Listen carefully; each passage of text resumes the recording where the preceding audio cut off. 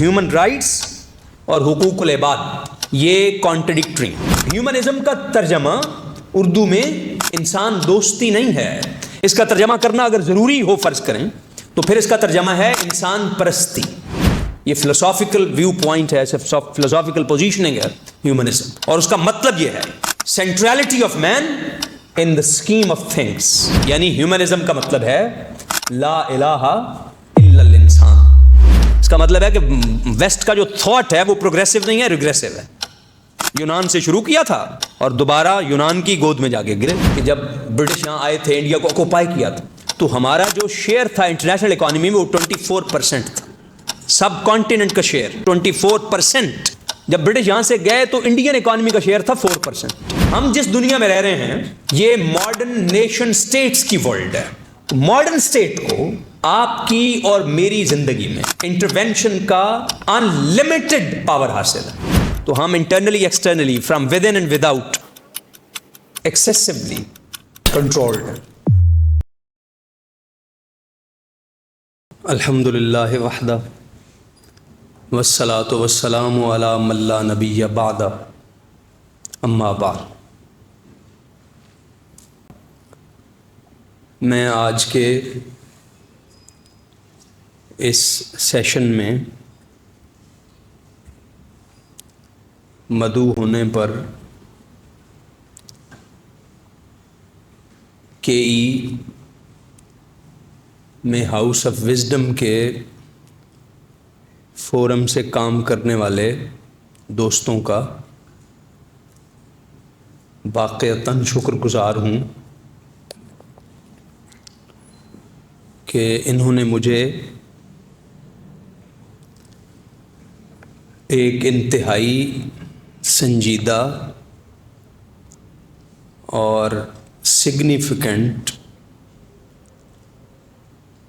موضوع پر آپ لوگوں سے بات کرنے کا موقع فراہم کیا.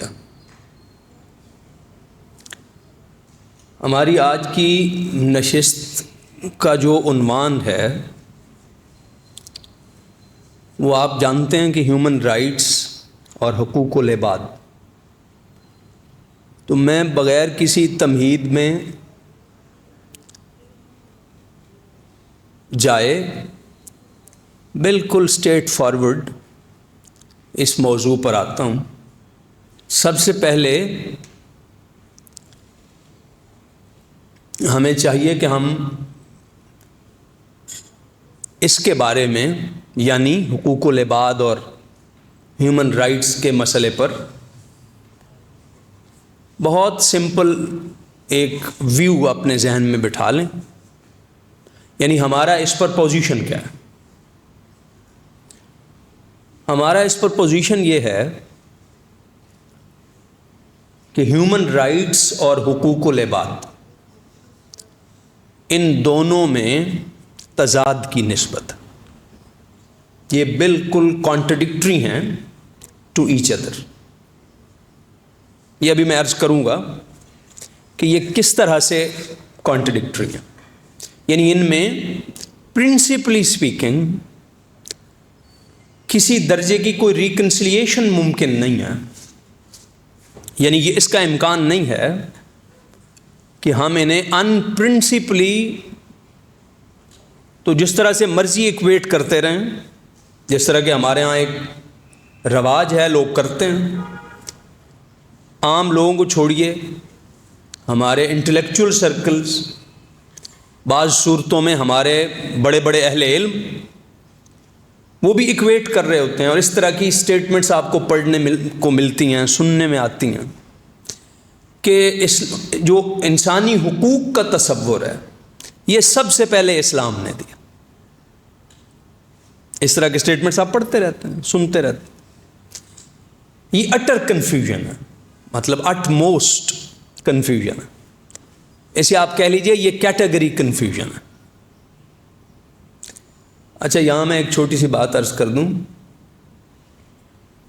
کہ مطلب میں نے جو چیز پرزیوم کی ہوئی ہے وہ یہ کی ہوئی ہے کہ آپ سب لوگ ماشاءاللہ بہت ذہین ہیں, میڈیکل کے اسٹوڈنٹ ہیں, پبلک سیکٹر یونیورسٹی میں بیٹھے ہیں,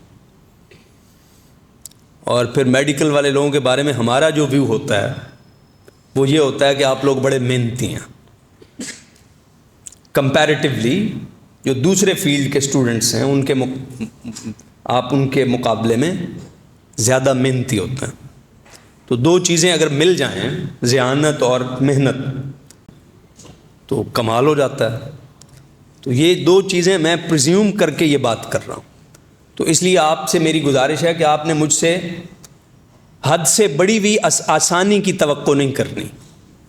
نہیں، میں ایک خاص درجے پہ رہ کے بات کروں گا.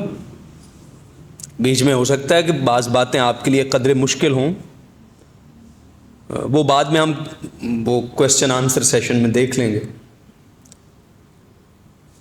تو کوشش آپ کیجیے گا کہ میں جس طرح بات کو آگے بڑھاتا ہوں تو آپ میرے ساتھ چلیے گا سٹیپ بائی سٹیپ، ذرا کنسنٹریٹ کر کے. تو اس طرح کے سٹیٹمنٹ آپ کو سننے کو پڑھنے کو ملتے ہیں کہ اسلام ہے جس نے سب سے پہلے انسانی حقوق کا تصور دیا. اب اس میں آپ دیکھ لیجئے، اسلام اور انسانی حقوق انہیں بالکل ایکویٹ کر دیا گیا، بلکہ کریڈٹ لینے کی کوشش ہے. جیسے اس طرح کے بہت سارے فقرے آپ اور بھی سنتے ہیں کہ ویسٹ کے کانٹیکسٹ میں جو بھی چیز روٹڈ ہے اسے زبردستی اپنے کانٹیکسٹ میں پلیس کر کے یہ دعویٰ کر دیا جاتا ہے کہ یہ تو اسلام نے پہلے کر دیا تھا، جمہوریت اسلام نے پہلے دے دی تھی، فلاں چیز اسلام نے پہلے، ترقی کا تصور اسلام نے پہلے کر دیا تھا. تو اس طرح کی اور بہت چیزیں ہیں، لیکن ہمارا ظاہر ہے کہ وہ موضوع نہیں ہے. ضمناً شاید جس میں کچھ چیزیں آتی جائیں ساتھ ساتھ.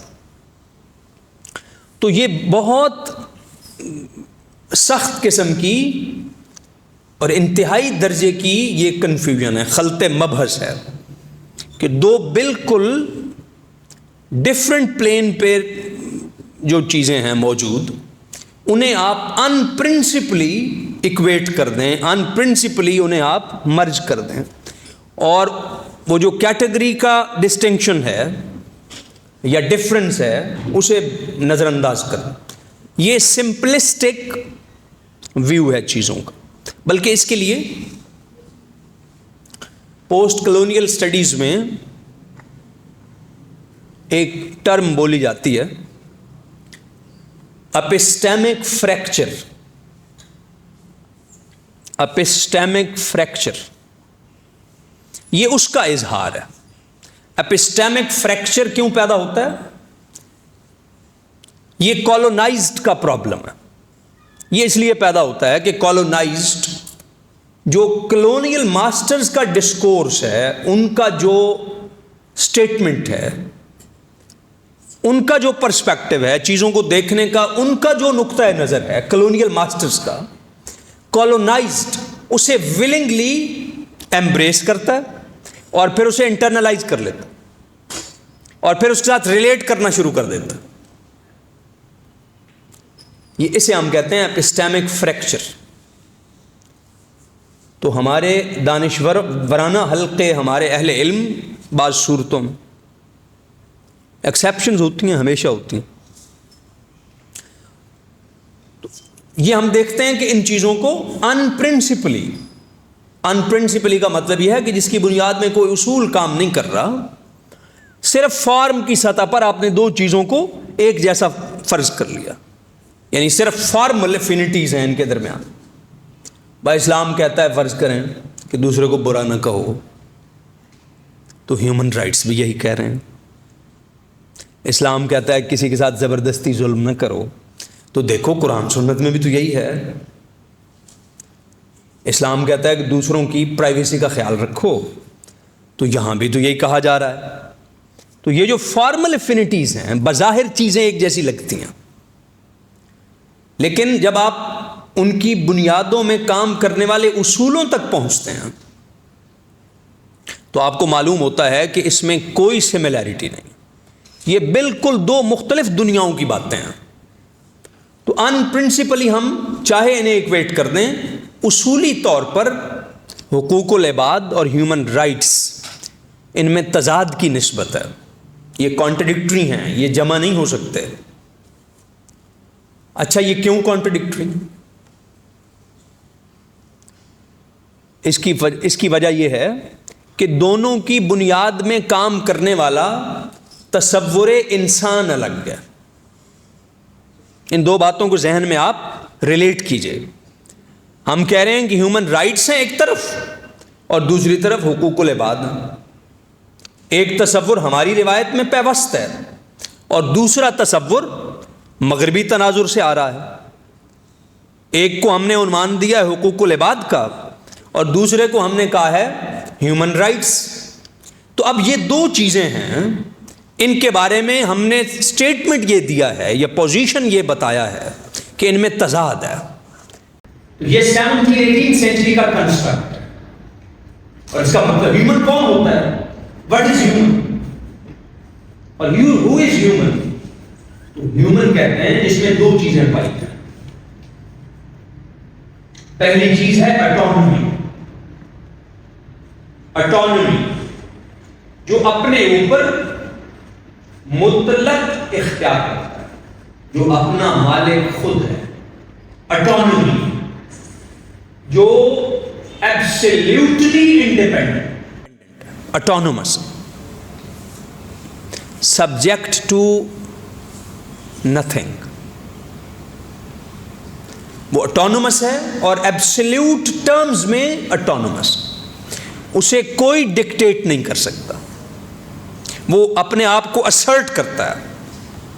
اس کی خواہش پر، اس کے ارادے پر کوئی قدغن نہیں لگائی جا سکتی، کسی قسم کی کوئی قدغن، کوئی اخلاقی قدغن، کوئی مذہبی لمٹ اس کی آزادی پر نہیں لگائی جا سکتی. ہیومن وہ ہے، یعنی آپ ہیومن ہونا تب کوالیفائی کرتے ہیں جب آپ اپنی لبرٹی کو کلیم کرتے ہیں اور جب آپ اسے انکنڈیشنلی ایکسرسائز کرتے ہیں. Only then you qualify to be a human. Non-Westerns are not humans. You see, your non-Westerns, they are not humans because they are religious people. And how can a religious man be human? یہ بات ٹھیک ہے. He cannot. وہ واقعی نہیں ہو سکتا. یعنی مذہبی آدمی تو کہتا ہے میں سرنڈر کر رہا ہوں، اسلم تو، آمن تو یہ کہاں کا ہیومن ہے؟ اسے آپ ریئلائز کرنے کی کوشش کیجیے. لاجیکلی اسپیکنگ یہ بات بڑی ٹھیک ہے، یعنی آپ نے ایک چیز کو ڈیفائن کیا ہے، ہیومن یہ ہے.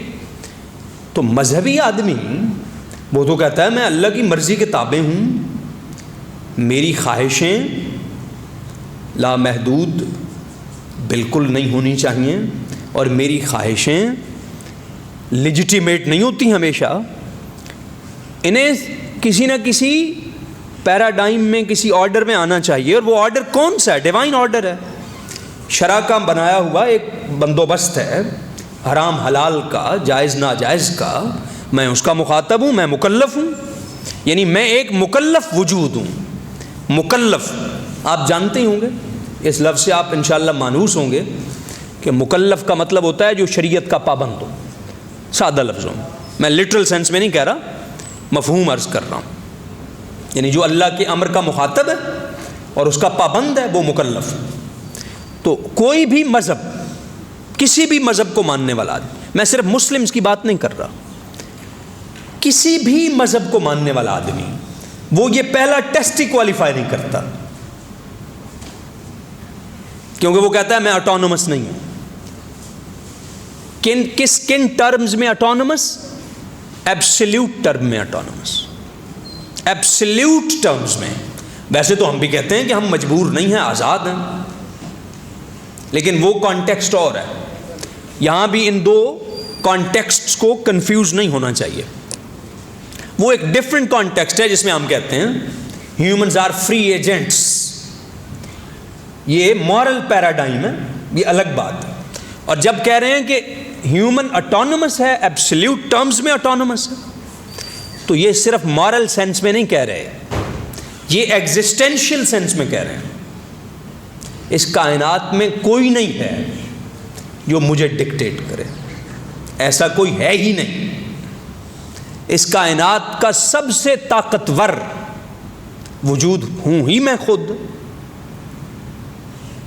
یہ پہلی کنڈیشن ہے ہیومن کی. دوسری کنڈیشن ہے سیلف سفیشینٹ،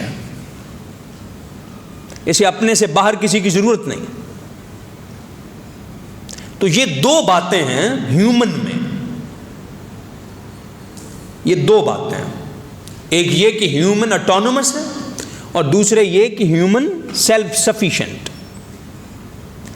اب اس کے رائٹس کی بات ہو رہی ہے. یہ جو ہیومن رائٹس ہیں اس میں ہیومن، اس کا یہ آئیڈیا ہے، یہ جو ابھی میں نے آپ کے سامنے بیان کر دیا. اب یہ ہیومن ہے جس کے رائٹس زیر بحث ہیں. اب یہ تو اپنے رائٹس کا تعین خود ہی کرے گا، کیونکہ یہ اٹونومس بھی ہے اور یہ سیلف سفیشینٹ بھی ہے. اب یہ اپنے حقوق کا تعین خود کرے گا، انہیں خود ڈیفائن کرے گا، کوئی دوسرا اس کے لیے ڈیفائن نہیں کرے گا. اچھا، اس میں کچھ پرابلمز ہیں جن پر ہم تھوڑا آگے چل کر بات کرتے ہیں کہ یہ ورکیبل کتنا ہے، اس پر آگے چل کے بات کرتے ہیں. اور ماڈرن ٹائمز میں انسانوں کی لبرٹی کیا واقعی انشورڈ ہوئی ہے یا روایتی آدمی کے مقابلے میں زیادہ کمپرومائز ہو گئی ہے؟ اس پر آگے چل کے بات کرتے ہیں. دونوں اینگل سے بات کر لیں گے. اگر آپ لوگوں نے چاہا تو ہم اس پہ تھیوریٹیکل اینگل سے بھی بات کر سکتے ہیں کہ یہ جو ایبسلیوٹ فریڈم ہے نا انسان کی، یہ تھیوریٹیکلی کنسیویبل ہی نہیں ہے، اور ظاہر ہے کہ پریکٹیکلی تو ورکیبل نہیں ہے. اس کے تو میں بیسیوں ایویڈنس دے سکتا ہوں. لیکن ابھی ہم یہ نہیں کہہ رہے، ابھی یہ عرض کر رہے ہیں کہ یہ دو کنڈیشنز ہیں جو ہیومن ہونے کے لیے ضروری ہیں، اور وہ ہیومن ہے جو اپنے رائٹس کو ڈٹرمن کرتا ہے. یہ خود ڈٹرمن کرتا ہے، کیونکہ اس کے پاس اس کے اندر ایک قوت ہے، اس کے اندر ایک پوٹینشل ہے سیلف ڈٹرمینیشن کا. اب یہ جو میں نے ہیومن کی بارے میں ساری بات کی ہے، اسے آپ کہتے ہیں ہیومنزم. ہیومنزم ہمارے ہاں عام طور پر ہیومنزم کا ترجمہ کیا جاتا ہے انسان دوستی. یہ ترجمے کے بھی بڑے مسائل ہیں. یہ ذہن میں رکھیے کہ ہر لفظ ایک ٹیکسٹ میں آ رہا ہوتا ہے، اس کے پیچھے پورا ایک کلچرل ٹیکسٹ ہوتا ہے.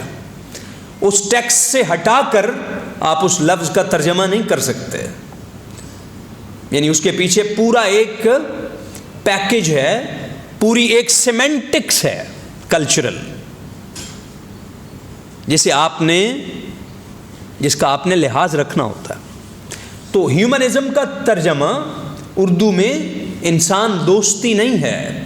اس کا ترجمہ کرنا اگر ضروری ہو فرض کریں تو پھر اس کا ترجمہ ہے انسان پرستی، انسان دوستی نہیں.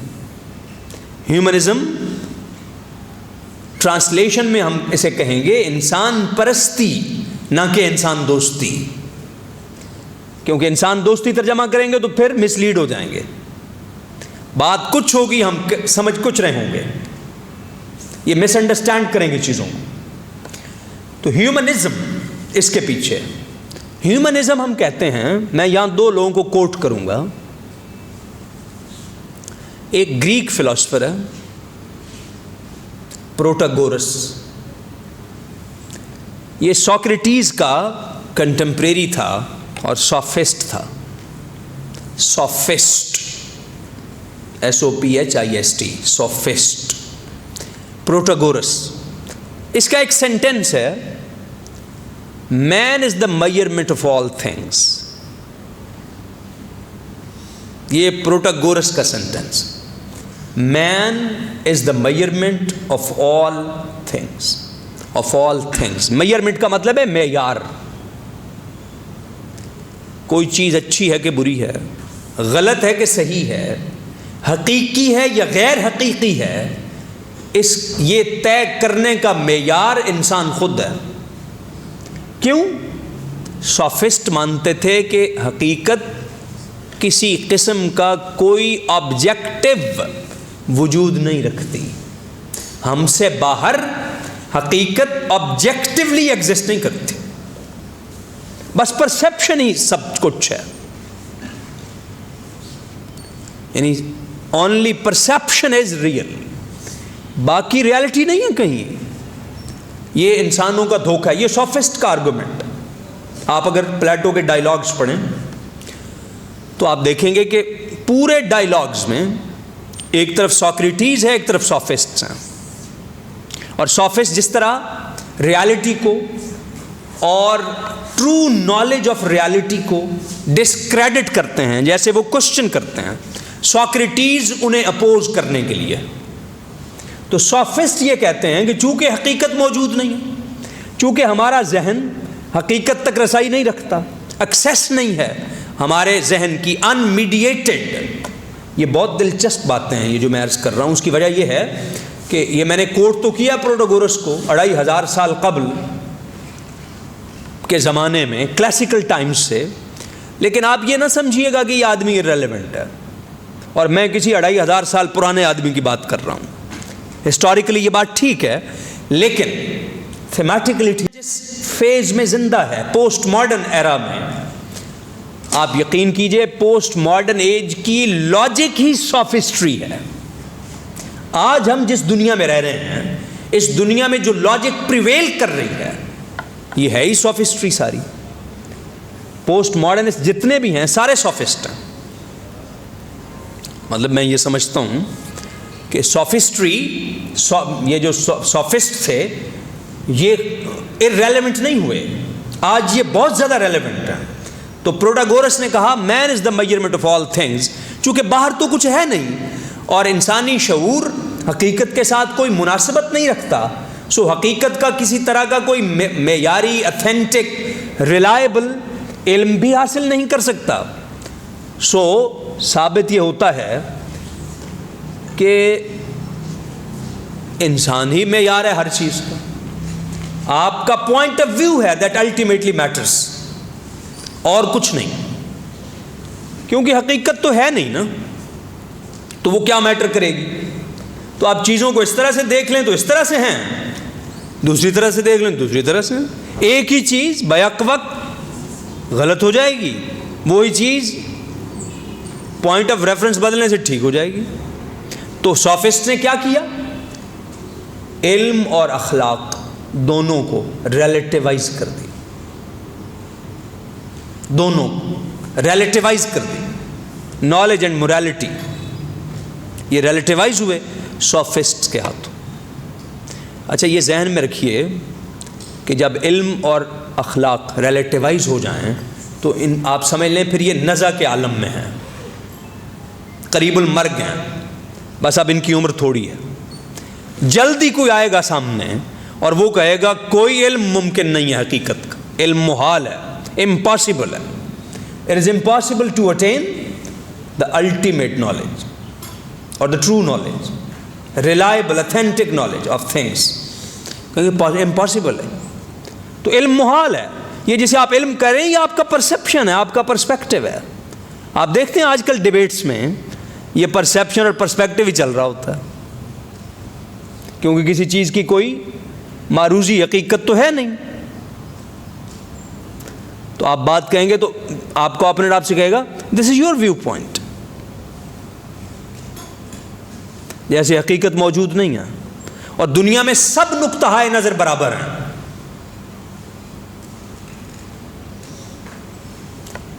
یہ بہت اہم بات ہے. آپ بھی ٹھیک ہیں، میں بھی ٹھیک ہوں، فلاں بھی ٹھیک ہے، سب ٹھیک اور سب غلط ہیں. سب ٹھیک کیوں ہیں؟ کیونکہ سب غلط ہونے میں برابر ہیں.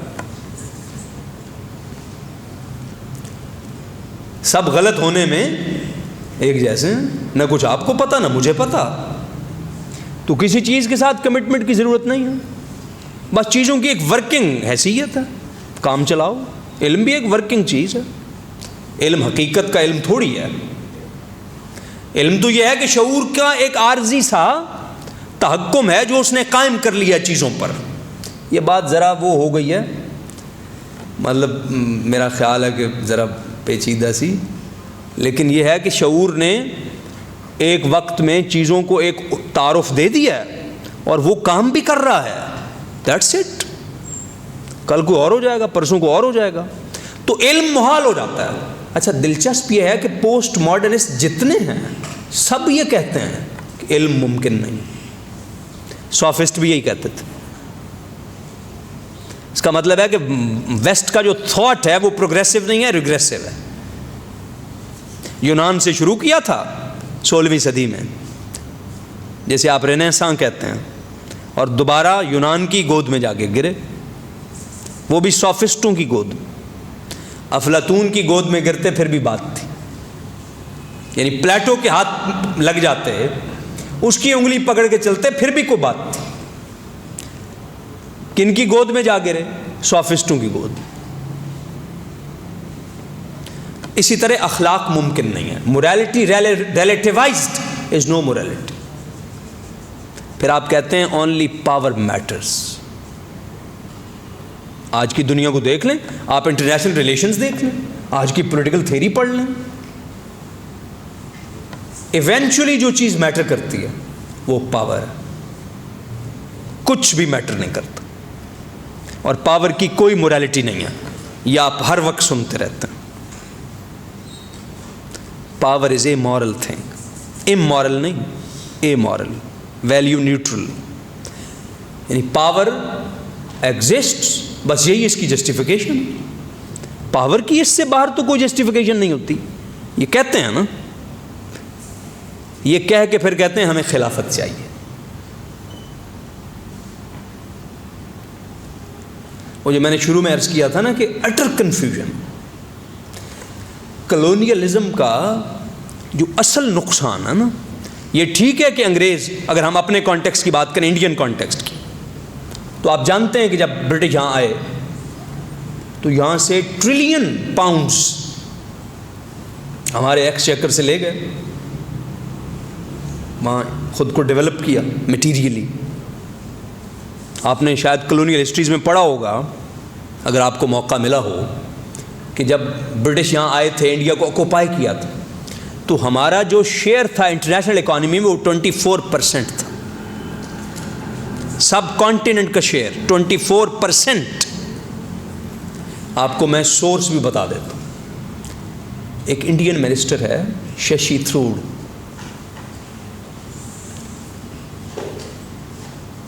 اس نے کلونیل ہسٹریز لکھی ہیں, اور بھی بہت لوگوں نے لکھی ہیں, ہمارے ہاں سے بھی ادھر سے. اور جب برٹش یہاں سے گئے, یہ سب اس نے فگرز کوٹ کیے ہیں ششی. جب برٹش یہاں سے گئے تو انڈین اکانومی کا شیئر تھا 4%. ہمارا پولیٹیکل آرڈر ڈسمینٹل ہو گیا, ہمارا جوڈیشل آرڈر ڈسمینٹل ہو گیا, سب چیزیں ڈسمینٹل ہو گئی کلونیلزم کے نتیجے میں. یہ نقصان. لیکن سب سے بڑا نقصان جو کلونیالٹی کا ہے, کلونیلزم کا ہوا ہے, وہ نقصان ہے انٹلیکچوئل, تھیوریٹیکل. کہ ہمارا جو زاویہ نظر ہے چیزوں کو جس طرح سے ہم دیکھتے ہیں وہ بدل گیا, بالکل بدل گیا. تو پروٹاگورس نے کہا man is the measurement of all things. جب رینیساں ہوا یورپ میں, تو آپ کو معلوم ہے کہ رینیساں میں ریوائول ہوا کلاسیکل لرننگز کا, اور ہیومنزم کی ایک موومنٹ 15 سینچری 16 سینچری میں یورپ میں پھیلی. ہیومنزم کی ایک موومنٹ چلی, اور اس کے نتیجے میں ویسٹ یورپ ایک بہت بڑے ٹرانسفارمیشن سے گزرا. اتنے بڑے ٹرانسفارمیشن سے کہ انہوں نے خود کو ری ڈیفائن کیا, ری اورینٹ کیا. وہ جو پورا میڈیول ایرا تھا بیچ میں سے, کرسچین فیز, اسے مائنس کر دیا, اور انہوں نے کہا کہ ہم خود کو پھر سے ریلیٹ کریں گے یونان اور روم کے ساتھ. گریکو رومن سیولائزیشن میں خود کو ری اورینٹ کریں گے پھر سے. وہ انہوں نے کیا. اسی کو آپ ہیومنزم کہتے ہیں. یہ کلچرل موومنٹ ہے, یہ فلسافیکل ویو پوائنٹ ہے, فلسافیکل پوزیشننگ ہے ہیومنزم. اور اس کا مطلب یہ ہے centrality of man in the scheme of things. Centrality of man in the scheme of things, in the cosmic scheme of things. یا کہہ لیجیے اس کا مطلب ہے سیلف ڈیوینائزیشن آف مین. انسان کی الوہیت، یعنی ہیومنزم کا مطلب ہے لا الہ الا الانسان، کوئی انسان، کوئی الہ نہیں ہے مگر انسان. یہ سیلف ڈیوینائزیشن ہے. تو ہیومنزم کا مطلب انسان دوستی نہیں ہے، انسان پرستی ہے، انسان کی ڈیوینائزیشن ہے، ڈیفیکیشن آف مین، انسان کو الہ بنا دینا. یہ پروٹاگورس کو کوٹ کر کے رینیساں کے ریفرنس سے میں نے ہیومنزم کا ایک سٹیٹمنٹ آپ کے سامنے رکھا ہے. دوسرا میں کوٹ کرنا چاہتا ہوں کیتھرین بیلزی کو. یہ 20th سینچری کرٹک ہے اور کرٹیکل تھیوری پہ بہت اچھا کرٹیک لکھا ہے کیتھرین بیلزی. اس کا ایک سینٹنس ہے، ہیومنزم کو اس نے ڈیفائن کیا. اس نے کہا ہیومنزم کا مطلب ہے man is the source of meanings, values and history. Man is the source of meanings, values and history. اب آپ دیکھ لیے انسان اپنے انفرادی اور تاریخی وجود میں اس نے ڈیفائن کر دیا کہ یہ مطلب ہے ہیومنزم کا. معانی کا سورس انسان، انسان سے باہر، انسان سے الگ، اس سے ماورا کوئی سورس نہیں، کوئی ریفرنس نہیں ہے. ویلیوز، اس کا سورس خود انسان. اچھا یہ ذرا غور کیجئے نا کہ ویلیوز جس کے لیے بائنڈنگ ہوں گی وہی سورس ہوگا اس کا. آپ ریشنلی ذرا دیکھیے، یہ کانٹرڈکٹری بات، یعنی بائنڈنگ جس کے لیے ویلیوز کو بننا ہے وہ خود ہی اگر ویلیوز کا سورس ہے تو ویلیوز اس کے لیے بائنڈنگ کیسے ہیں؟ یہ ڈسپلن تو ہو سکتا ہے، یہ موریلٹی نہیں ہو سکتی. تیسری چیز اس نے کہی ہسٹری. یہاں میں ایک آدھ بات عرض کرنا چاہتا ہوں. ہسٹری کا ماخذ وہ کہتے ہیں تاریخ انسانی ارادے کا اظہار ہے. صرف ہیومن چوائسز کے کنسیکوینسز، یہ جو تاریخ کے واقعات ہیں یہ ہیں، اور تاریخ میں کسی نوعیت کی کوئی قوت انسان سے ماورا انٹروین نہیں کر رہی. ہمارا نقطہ نظر کیا ہے؟ ہم کہتے ہیں تاریخ انسانی، تاریخ وہ پوائنٹ ہے جہاں ہیومن ول اور ڈیوائن ڈیسٹنی انٹریکٹ کرتے ہیں. تاریخ وہ نقطہ ہے زمانے میں جہاں انسانی ارادہ اور تقدیر الہیہ انٹریکٹ کرتا ہے اور واقعات کا ایک سلسلہ پیدا ہوتا ہے جسے آپ تاریخ کہتے ہیں. وہ کہتے ہیں مین is the source of history. یہ کیتھرین بیلزی کی ڈیفینیشن. یہ دو ڈیفینیشنز میں نے آپ کے سامنے رکھی ہیں، اور یہ رکھنے کی ضرورت اس لیے تھی کہ ایک تو ذرا انہیں حوالہ بنا کے چار کام کی باتیں ہو جائیں گی، اور دوسرا یہ تھا کہ تھوڑا سا یہ بھی ہو جائے گا کہ ہم کسی قسم کی کوئی زبردستی نہیں کر رہے. یعنی یہ ہیومن رائٹس کا پورا نیریٹو یا ڈسکورس جس سویلائزیشن سے، جس پرسپیکٹو میں ہمارے ہاں آیا ہے، آ رہا ہے، ہم انہی اتھارٹیز کو کوٹ کر کے اسے ڈیفائن کریں، سمجھیں، تاکہ یہ نہ ہو کہ ہم اپنی طرف سے زبردستی کو بات کہنے کی کوشش کر رہے ہیں اور جیسے ایک کوئی بلیم گیم ہم نے شروع کر رکھی ہے. ایسا کچھ نہیں ہے، نہ اس کی ہمیں کوئی ضرورت ہے. بالکل جینونلی ہم یہ بات کہہ رہے ہیں کہ ہیومن رائٹس میں ہیومن یہ بالکل ڈفرینٹ چیز ہے. جتنی میں نے باتیں اب تک عرض کی ہیں اس سے اب یہ واضح ہو گیا. اور دوسری طرف عباد، حقوق العباد، عبد کی جمع ہے، تو عبد ہیومن کی ضد ہے. عبد کون ہے؟ اچھا یہاں میں ایک اور بات بھی عرض کر دوں. ہمارا جو پرسپیکٹو ہے نا انسان پر، بلکہ کل کائنات پر، ہم کہتے ہیں انسان کے ہاں کائنات کے بارے میں سب سے بڑی معرفت کیا ہے جو کبھی بدلتی نہیں ہے. اس کائنات کی کیا حقیقت ہے؟ اس کا مخلوق ہونا، یہ پرماننٹ ہے. یعنی اس کائنات کا ایسنس کیا ہے ہماری ٹریڈیشن میں، ہماری نالج ٹریڈیشن میں؟ اس کائنات کا ایسنس ہے اس کا مخلوق ہونا.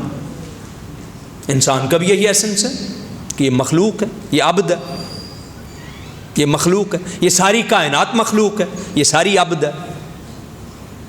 ساری ہر چیز اللہ کی تسبیح کر رہی, سارے عبد ہیں, انسان بھی عبد ہے. تو اب ذرا غور کیجئے کہ میرا عبد ہونا زیادہ حقیقی ہے یا میرا انسان ہونا؟ عبد ہونا, کیونکہ کل جہان کی حقیقت عبدیت ہے. میرا انسان ہونا محض ایکسیڈنٹ ہے. میں مخلوقات میں سے کچھ بھی ہو سکتا تھا, میں نہیں بھی ہو سکتا تھا. امکان تھا کہ میں ہوتا ہی نہیں. جیسے قرآن نے کہا نا, حَلَ أَتَىٰ عَلَى الْإِنسَانِ حِینٌ مِّنَ الدَّهْرِ لَمْ يَكُنْ شَيْئًا مَذْکُورًا. کیا زمانے کی ایک ہین انسان پر ایسی گزری نہیں ہے جب یہ کچھ تھا ہی نہیں؟ تو اگر ہم انڈیویجولی بات کریں تو ممکن ہے کہ ہم ہوتے ہی نہیں. ہوتے تو درخت ہوتے ہیں فرض کریں, یہ بھی ہو سکتا تھا کہ ہم پتھر ہوتے ہیں. ہم انسان ہو گئے تو یہ کس کا فیصلہ تھا؟ ہم کچھ بھی ہوتے مخلوق ہوتے تو وہ پرائمری ہے. تو معلوم ہوتا ہے کہ میرا عبد ہونا زیادہ حقیقی ہے اور میرا عبد ہونا پرائمری ہے, وہ پہلے درجے میں. حقوق العباد, تو عبد وہ ہے جو معبود کو تسلیم کرتا ہے. تو جو معبود کو تسلیم کرتا ہے وہ اصل میں کیا کر رہا ہوتا ہے؟ وہ اصل میں اپنی ول کو سرنڈر کر رہا ہوتا ہے. اب آپ دیکھ لیے اٹانومی, سیلف سفیشینسی, تو عبد میں وجودی سطح پر یہ کہاں سے آ گئی؟ ہاں اخلاقاً تو ہم بھی ثابت کرتے ہیں کہ morally speaking we are free agent, بالکل درست بات. لیکن ایگزسٹینشلی ہم یہ کلیم نہیں کر سکتے. تو جو ہیومن کی کیٹیگری کو مان رہے ہیں وہ ان دو چیزوں کو اس کے لیے ثابت کریں گے. ہم عبد کہیں گے کہ جس نے اپنے ارادے کو سرنڈر کیا. تو یہ ان عباد کے حقوق ہیں اور وہ ہیومن کے رائٹس ہیں. تو میں نے بالکل آغاز میں ایک پوزیشن آپ کے سامنے رکھا کہ ہیومن رائٹس اور حقوق العباد یہ کانٹرڈکٹری ہیں. کسی لیول کی کوئی پرنسپل ایکویشن, ریکنسیلیشن ان کے درمیان نہیں ہو سکتی. یہی ہمارا ٹائٹل ہے, ہیومن رائٹس اور حقوق العباد. تو ہم نے کہا یہ الگ الگ ہیں, ان میں کوئی پیچ اپ نہیں. پرنسپلی اسپیک ایک کو پیچھے ہٹنا پڑے گا. اب ذرا دوسرے اینگل سے بات کر لیتے ہیں. فرینچ ریولوشن جب آیا تو فرینچ ریولوشن آپ جانتے ہیں کہ انلائٹنمنٹ کی سب سے اوپر کی وہ ہے, ہائٹ ہے. یعنی جیسے انلائٹنمنٹ کا پورا پروجیکٹ ایکچولائز ہو گیا French revolution, 18 century project enlightenment. تو انہوں نے 3 وعدے کیے. یعنی ماڈرنٹی نے جب ایک دنیا پیدا کی انقلاب کی شکل میں فرانس میں, تو انہوں نے 3 وعدے کیے. انہوں نے کہا فریڈم, ایکویلٹی, فریٹرنٹی. ہم ایک ایسی دنیا پیدا کرنا چاہتے ہیں جہاں آزادی ہوگی. یہ ذہن میں رکھیے کہ یہ جو آزادی ہے یہ ایسنس ہے ویسٹ کے سارے پولیٹیکل تھاٹ کا. ایسنس ہے آزادی, اور ایبسلیوٹ آزادی, یعنی کوالیفائڈ نہیں, ان کوالیفائڈ, ایبسلیوٹ. تو یہ ایسنس ہے. یہ آپ سمجھ لیں کہ یہ پہلی اینٹ ہے. اس کے بغیر ویسٹرن پولیٹیکل تھیوری کو آپ اپروچ ہی نہیں کر سکتے, یا وہ وجود بھی نہیں آ سکتی. تو انہوں نے کہا یہ فریڈم, ایکویلٹی. اچھا میں ان 2 پر رہوں گا. میں تھوڑا اسے کرٹیکلی دیکھنا چاہتا ہوں. پہلے ایک دعویٰ رکھتا ہوں. ہم کہتے ہیں کہ جو پری ماڈرن ورلڈ میں رہنے والے انسان تھے وہ ماڈرن ورلڈ میں رہنے والے انسانوں سے زیادہ آزاد تھے. کیسے زیادہ آزاد تھے؟ میں اس کی صرف ایک جہت آپ کے سامنے رکھوں گا. ہم جس دنیا میں رہ رہے ہیں یہ ماڈرن نیشن سٹیٹس کی ورلڈ ہے.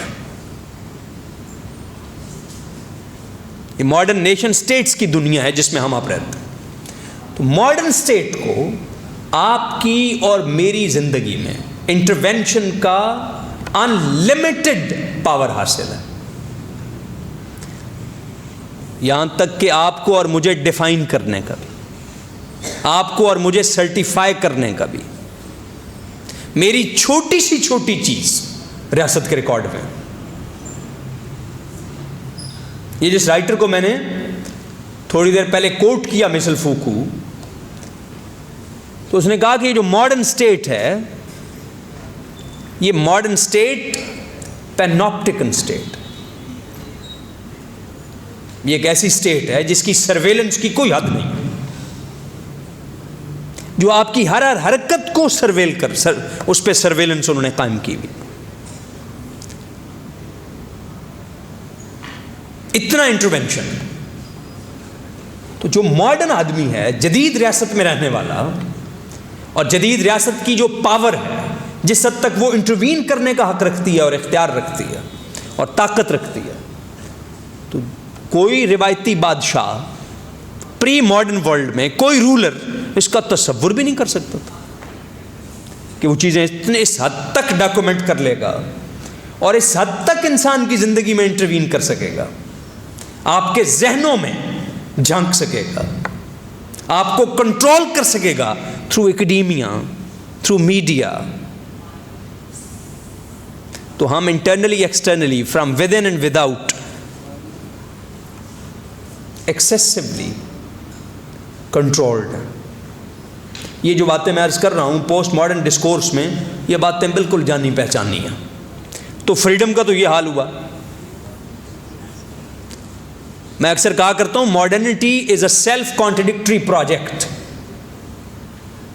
انہوں نے جو پرومس کیا ریزلٹس بالکل اس کے اپوزٹ پیدا کیے. جو پرومس کیا ماڈرنٹی کے بارے میں, یہ دو سینٹینسز میرا خیال ہے کہ ہمیں یاد ہونے چاہیے اور اس پر پھر غور کرتے رہنا چاہیے. Modernity is a self contradictory project number 1 and modernity is a violent project number 2. جدیدیت نے جب ماڈرنٹی جب ایکچوالائز ہوئی تو فرینچ ریولوشن کی شکل میں ہوئی. یہ بات یاد رکھنی چاہیے کہ جدیدیت میں دنیا کو پیسفلی ٹرانسفارم کرنے کا کوئی میکانزم نہیں ہے. جب بھی کنونشنل ورلڈ کو ماڈرنائز کیا گیا ہے تھرو وائلنس کیا گیا. یہ تاریخی طور پر بہت امپورٹنٹ چیز ہے. فرینچ ریولوشن پہ اب میرے ذہن میں نام نہیں آ رہا, کاش مجھے یاد آ جائے تو میں آپ کو ریکمینڈ کر دوں. دا ٹائم آف بیدوئن میرا خیال ہے کتاب کا نام. بہت آؤٹ اسٹینڈنگ کتاب. بعد میں یہ جو آپ کے لوگ ہیں, آپ کے ریپرزنٹیٹیوز ہیں, میں انشاءاللہ کوشش کروں گا میں ان کے ساتھ لنک اس کا شیئر کر دوں. آپ کے لیے ممکن ہو تو وہ کتاب ضرور پڑھیں.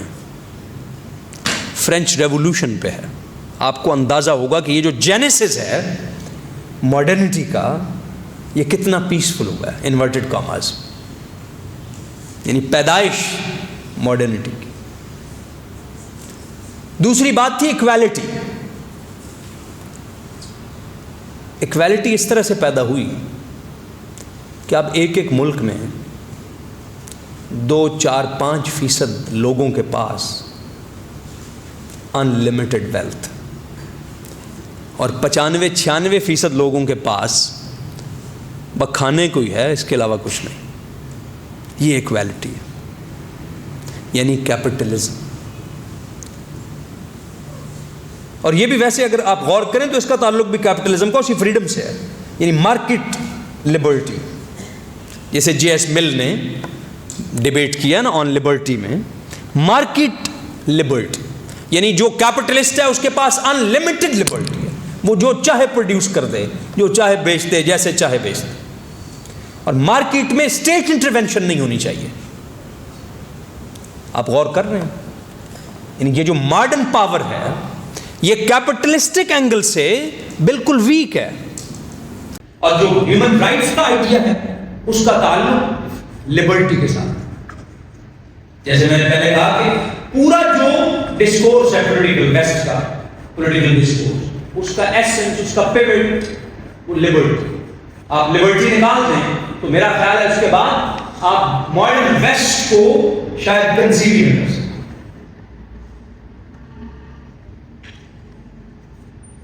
یہ حقوق العباد پر میں نے ایک دو ضروری باتیں عرض کر دی ہیں. بس آخری بات یہ ہے کہ ویسٹ کا جو آئیڈیا آف ہیومن رائٹس یہ انفرادی دائرے میں چلے کسی حد تک کام کر جاتا ہے, لیکن جب اجتماعی دائرے کی بات آتی ہے, پولیٹیکل, سوشل, وہاں بڑے مسائل پیدا ہوتے ہیں, ایسے مسائل جن کا وہ حل نہیں. اور وہ آپ جانتے ہیں کہ امریکہ کے پریزیڈنشیل الیکشن تک میں ڈیبیٹ ہو رہے ہیں. میں نے پوائنٹ آؤٹ کر دیا عورت کو فلاں رائٹ ہے کہ مردوں کو فلاں رائٹ ہے کہ ماں باپ اولاد, ماں باپ کس حد تک اولاد پر حکم چلا سکتے, کس حد تک نہیں چلا سکتے. حکمران کس حد تک رعایا پر حکم چلا سکتے. ہمارا تو سادہ سا بھول گیا نا, حدیث میں آتا ہے لا طاعۃ للمخلوق فی معصیۃ الخالق, کسی مخلوق کی اطاعت جائز نہیں ہے اللہ کی نافرمانی. آپ اس پر غور کریں اور پھر سے اپریشیٹ کریں. کیسی اٹل اور ٹھوس بات ہے کہ بھائی حدیں بالکل متعین ہیں. میں اپنے حکمران کو تب تک مانوں گا جب وہ اپنے اللہ کو مانے گا. جب وہ اپنے اللہ کو نہیں مانے گا تو میں بھی اسے نہیں کہہ سکتا. کیسی صاف بات. اور پھر یہ کہ میرا حق میرے جیسا آدمی کیوں ڈیفائن کرے.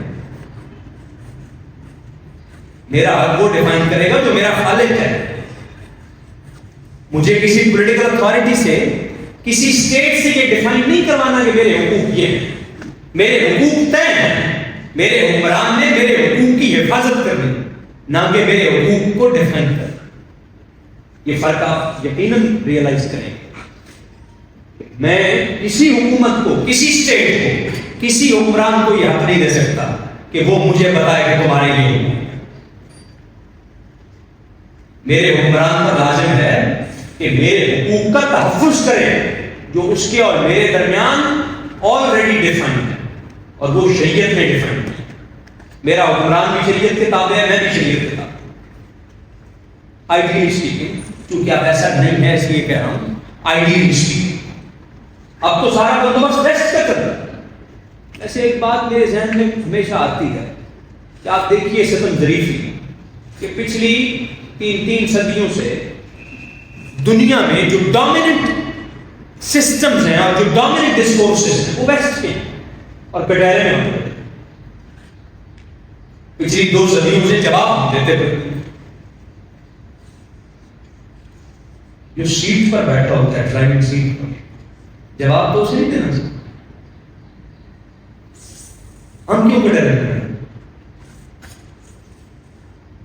خود اس بات پہ غور کرنے کی.